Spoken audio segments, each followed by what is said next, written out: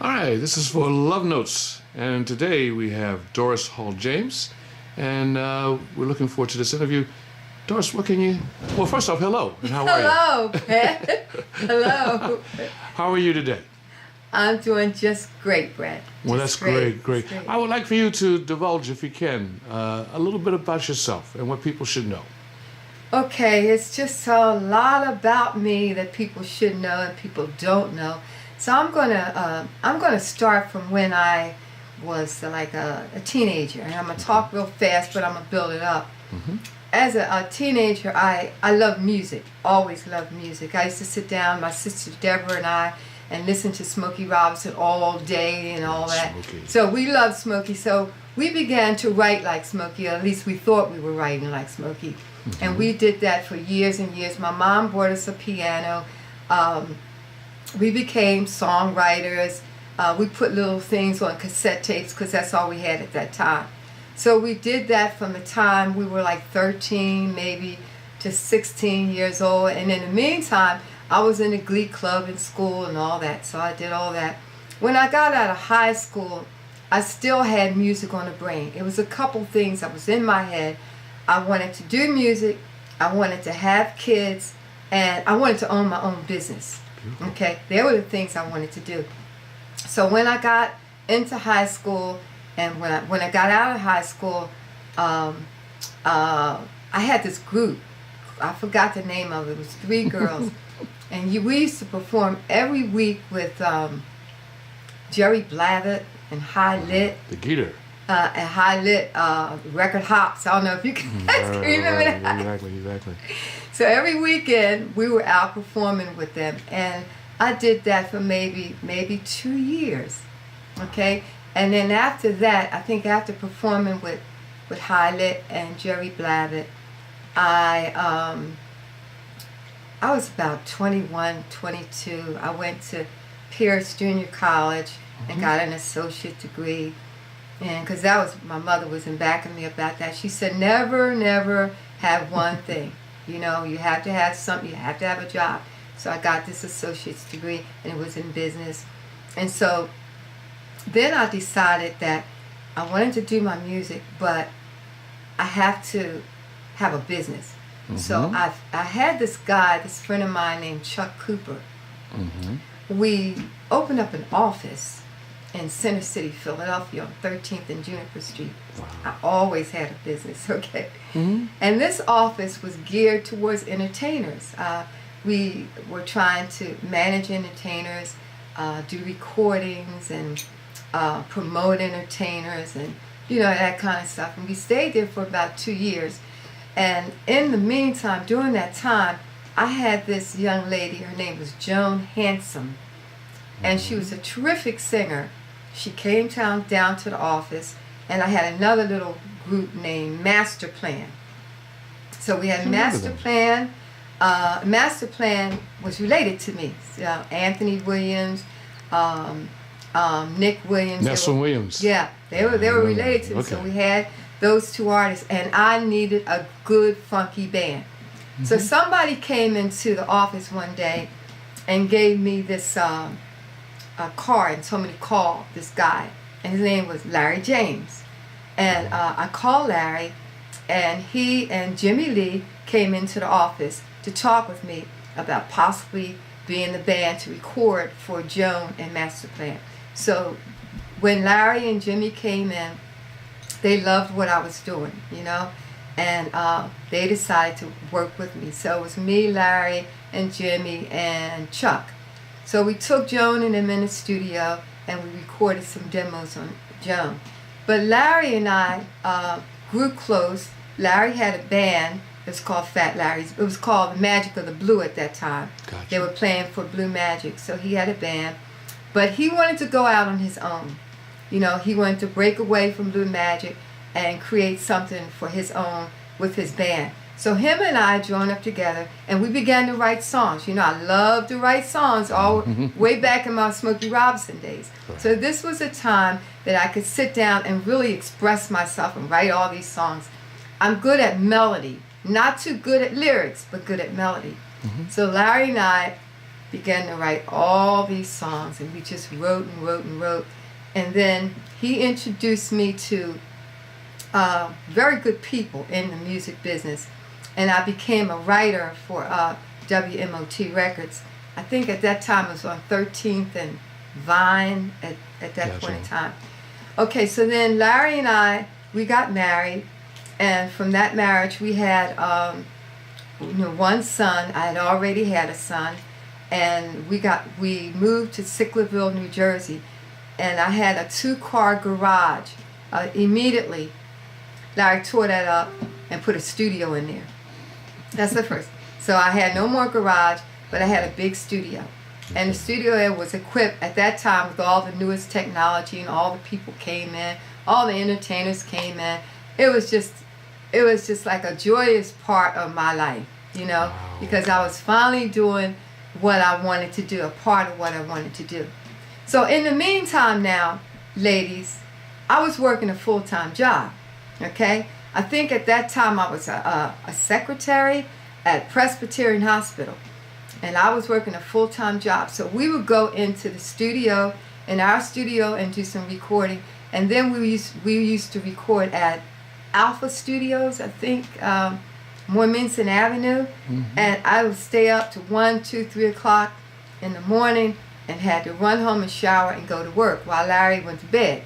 So now I had to do this because I was supporting the family, because Larry's work was in and out, but I did it, and I was successful at that when I worked at Presbyterian Hospital. After that, I'm trying to think, we continued doing that for years and years. Larry got sick, and in 1987, Larry passed away. I was devastated. Okay, I was really devastated. But during that time, also, I'm gonna go back a minute. I worked with a group called Slick, and we did a couple albums. I think it was 2 albums. We had a tune on one of the albums called Space Bass. That took off on the first album, and the second album was called Slick. And I think both albums were produced by Larry and Butch Ingram. Gotcha. I think that's how it went. But anyway, Larry, when he passed away, I was devastated, didn't know what to do with myself. And, then I had the 2 kids. I was lost. I was really lost. So how did you rebound from that? I kept myself busy. I dropped out the music scene because I felt that I just needed to get away. I needed to get away. I still stayed in contact with a lot of our music friends, but I kind of went in another direction. And I moved back to Philadelphia, and I began to do entrepreneur kind of stuff. I had hot dog carts all on the street. I opened up a computer shop on Baltimore Avenue, and we taught computers, computer software. We taught people how to work the computer and the software. What else did I did so many things like that. I was always creating businesses, always. And then I decided to become a foster parent. Okay. Now this was one of the highlights of my life because I love kids. I really love kids, and I wanted to do something. I was by myself. I wanted to do something to help out in the community and help the kids. I used to play the piano really, really well, but I stopped practicing. And when you stop practicing, you lose your skills. But I still can read music. Okay. So I created a 501c3. It's called Simply Music Kids. And I still have that. And I began to advertise, and I start teaching children music, and I still do it. Okay, I teach them from the fundamentals of music. I do a lot of theory. I had group classes. I did all of this. So this was the main thing that I was doing after I came back to Philadelphia. About 7 years ago maybe, I met a guy around the corner, and his name is Gilbert Lomax. And I met him through a guy across the street who kept telling me, it's a guy around the corner, Doris, that loves music. You and he should get together and do some music. Well, I was very hesitant to do that because I was afraid of getting back in it. But you know what? I loved music. I loved it. And no matter what I did, it never went away. I would still sit to the piano and still write songs. I would work with the kids. I just loved music. So one day we met, and we started working together with our music. He was good at putting beats together. I knew nothing about that. All I knew was to sit down and write beautiful, meaning songs from the heart. Okay? And so that's what we did. And you said that you were afraid of getting back into music. What scared you about music? Well, it scared me. I forgot something else too. But what scared me about getting back into music is that I've seen some things out there. I've seen some things that Larry protected me from. Okay. There was some things there that I didn't get involved in because Larry said, no, you don't want to. He advised me. Was it a moral thing? Like a moral violation to some degree? Moral violations. People that you have to be careful with people you're with, and by that time I had 2 kids. I had to be very protective of them. Right. So I was scared. I was just totally scared. I said I was just sit home and write my songs and teach piano. So let me go back, right, because it's a part I forgot that I want to say. Sure. 10 years before I met Gilbert and everything, I remarried. And a lot of people don't know I remarried. And I remarried, and my husband was a psychologist. So this kind of changed my life, okay? His thing was always school, go to school, go to school, go to school. I went to school. I had already almost had my bachelor's degree. I went to school and I got my master's degree. And I became a teacher. I would teach for the federal government in the Job Corps program. And that was really my career at that time before I came back to Philly. And I traveled all over with the Job Corps program. And I was a principal or a center director for Job Corps. And I had kids from 16 to 24 years of age. And I did the best I could for those kids. We got them jobs. We got them, we sent them to college. There were so many things that I did for those kids. And we did as a center, especially at the West Virginia Job Corps Center. I want to shout out to Earthline Sibley and Gwen Ford and Sean Miller, who was always there for me when I was at that center. I did traveling. I was a center director for about 6 centers at that time. Okay. My second husband, who was a psychologist, he died too. Okay. Wow. He died too. At that time, that's when I said, I got to come back to Philly. When I came back to Philly, my mother was dying, Wow. So I came back to Philly in 2008 when my husband died. I came back to Philly in 2009. He died in 2008.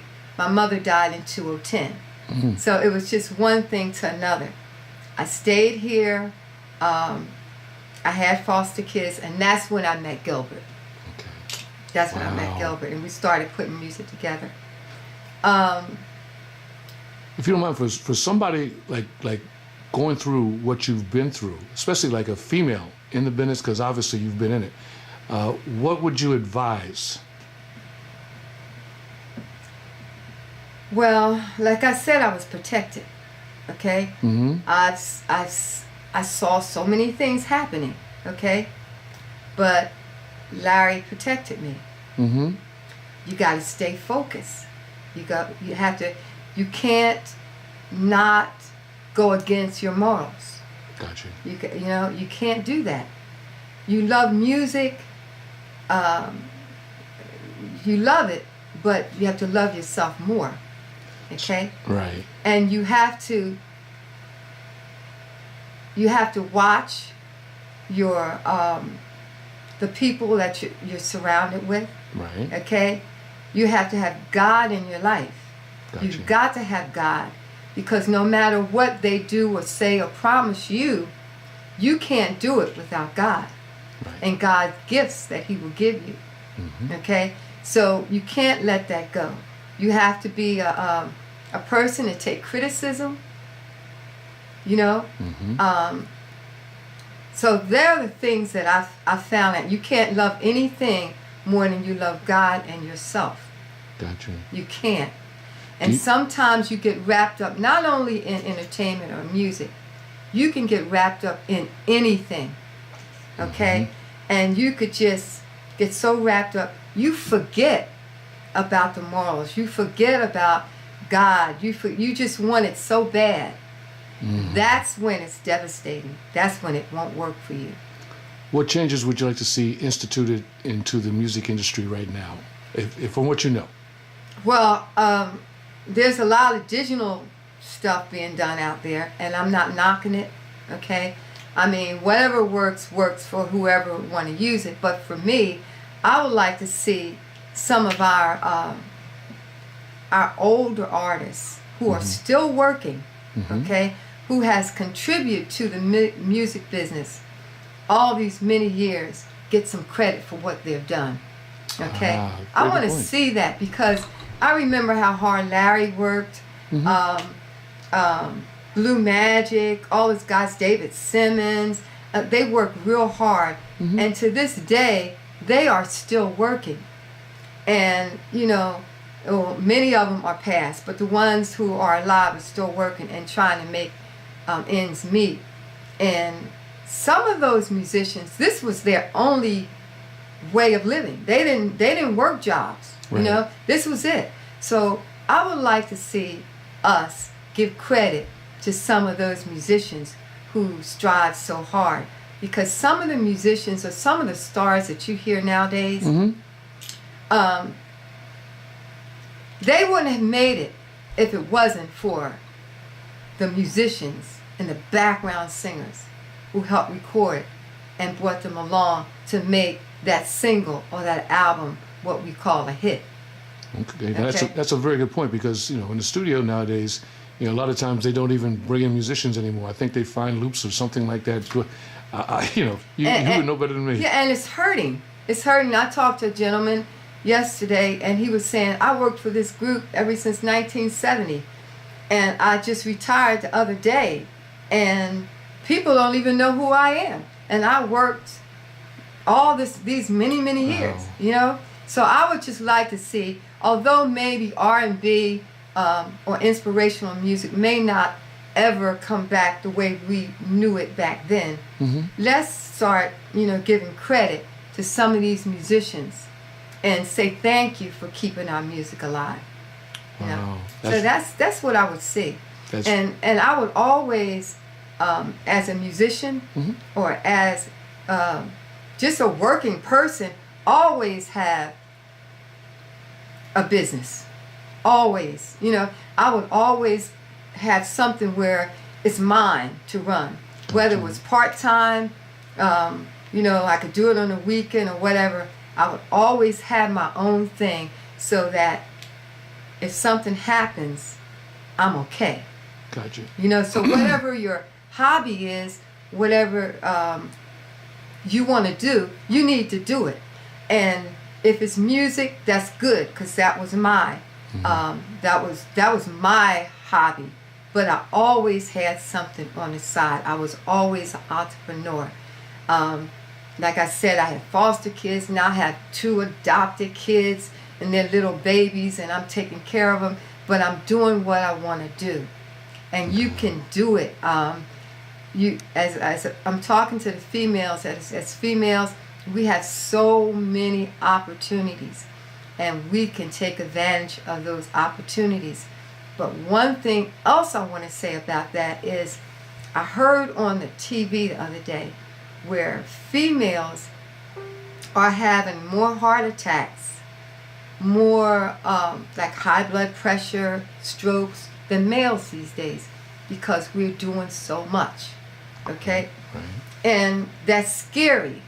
So on the backside of that, although you're doing all these things, you've got to take care of yourself. Okay? You have to eat, you have to exercise, you have to take medication if that's prescribed to you for you. You've got to take care of yourself. You have to be the best that you can be. That's my advice. Beautifully said. Beautifully said. This has been absolutely excellent. For a parting shot, what would you? Is it anything? Doesn't have to be in regards to music. Could be anything. But basically something that you would like to state to everybody listening to this interview right now. Is there anything you would like to convey? Well, I want you to know that I'm going to go back to my kids first. Okay. If you can help a child, please do so, because there are many kids in foster homes and they need help. And if you can afford to help them and bring them in, that's one thing I would advise you to do. And I would advise you again to take care of your health, take care of your home and your family, keep your family close, keep those kids close, because once they get out and away from you, it's no, going back. Also, have a social life. Don't do just work. Have a social life and be around, have all pieces of that pie filled out for you. Beautiful. Okay. Beautiful. And I guess that's about it. As far as the guys are concerned, it goes for you too. Have a social life, eat, do the right thing. Let's take care of each other. Beautifully put. Thank you so much. Okay. Doris Hall James. Yes. A very, very prominent figure. Some may not know about, but you'll know about it today after hearing this interview. Thank you so much. Can I say one thing? Sure. Okay, one more thing I want to say. I want to say that I'm on Facebook every Thursday evening at 8 o'clock, and I call it the Doris Hall James Indie Show. And what I do is I interview musicians, okay, and I let them tell their story. So I want you to please join me on Facebook at 8 o'clock on Thursday evenings. And then I have my own, I'm a co-owner, I should say, of Philly Live Radio. We have a radio station, Gilbert and I, and if you need your music played or you want to do advertisements or we need sponsors or whatever, just give me a call. Beautiful, beautiful, absolutely great.